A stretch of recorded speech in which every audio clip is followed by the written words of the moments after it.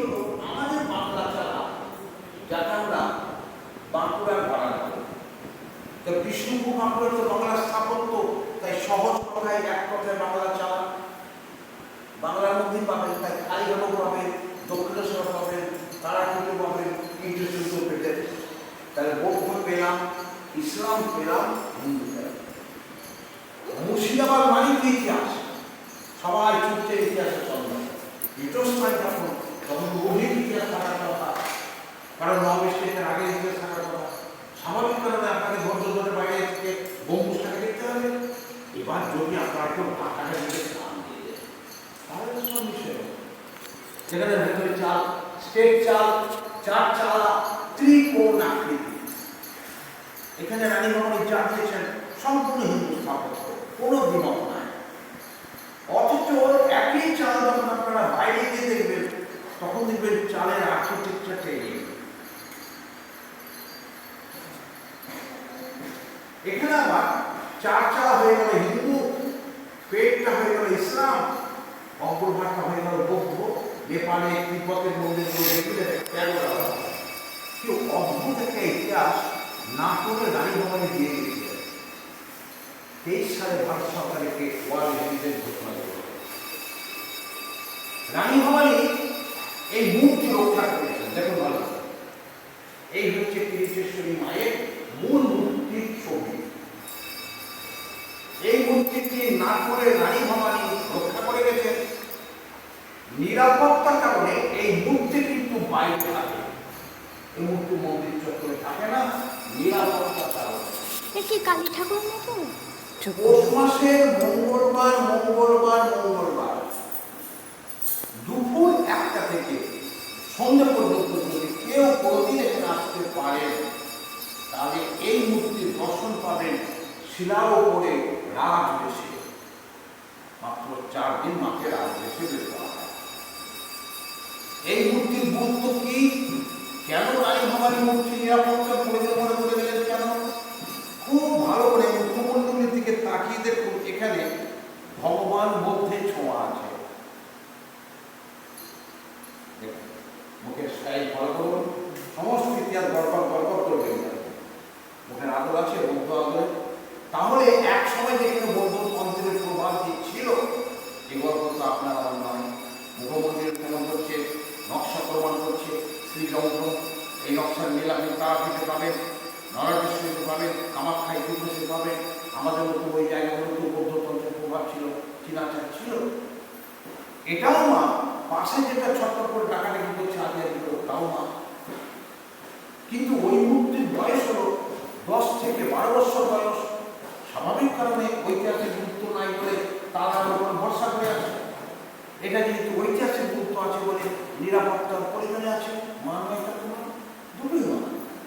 যেহেতু তার ঐতিহাসিক গুরুত্ব নয় তাই তারা উপর ভরসা করে আছে, যেহেতু অ্যান্টিক গুরুত্ব আছে তাই নিরাপত্তার প্রয়োজন আছে। সঙ্গে ক্যামেরা থাকলে ভেতরেও ছবি নেবেন, বাইরেও ছবি নেবেন, কোনো আপত্তি নাই। কিন্তু বাইরে বেরিয়ে পিছনে গিয়ে দেখলে একটা নতুন করে মন্দির তৈরি হচ্ছে। যে অবস্থা হচ্ছে সেই অবস্থাতে আপনারা ছবি তুলে নেন। কারণ ওই ভিডিতে মায়ের মূল মন্দির ছিল। 900 বছর একটা ইতিহাস ওখানে দাঁড়িয়েছিল অর্ধেক অবস্থায়।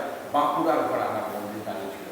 আজ থেকে 6-7 মাস আগে এলে একটা পুরো মন্দির আপনারা দেখতে পেতেন। মায়ের মূল ভিডি ছিল ওখানে অর্ধেক অবস্থায়। যদিও নেটে দেওয়া আছে, সার্চ করে বের করে দেখে নেবেন। ওই ইতিহাস সরকার থেকে ফেলে দেওয়া হয়েছে যে নতুন করে আবার একটা মন্দির তৈরি হল।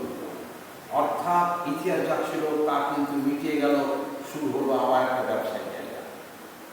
সামনের বছর যখন ঢুকবেন তখন দেখবেন ওরা লেখা হয়ে গেছে বড় বড় গ্রামে, আবার লাল কাপড়ে ঢাকা পড়ে গেছে, আবার একটা মূর্তি এসেছে, আর একটা বলছে এদিকে আসুন, এটাই আদি, এখানে অনেক বোমা, এখানে অমাবস্যা সময় স্নান করাবো, ফিরিপ দেখিয়ে দেবো, শুরু হয়ে গেছে।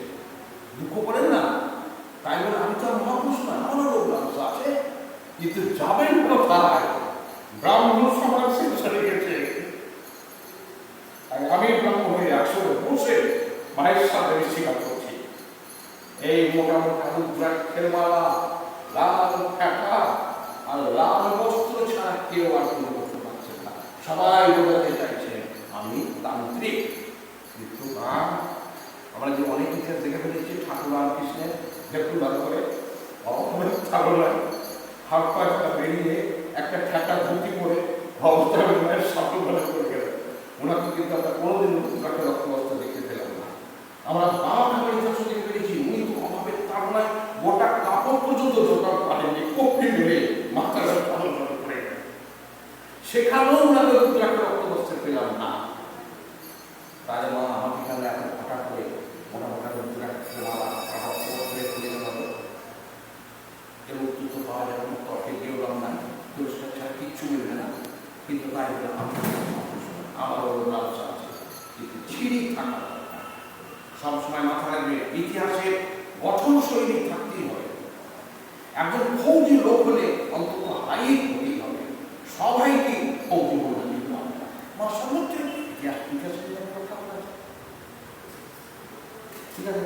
আসুন আপনারা আমরা দুটো পরিবার মিলে এখানে একটা একটা দিয়ে দিই। এই মোবাইল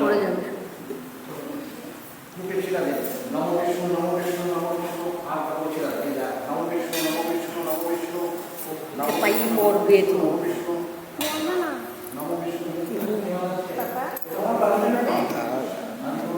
ওইটা ধরে দাদা,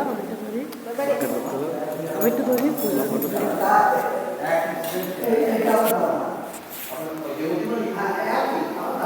ভিডিও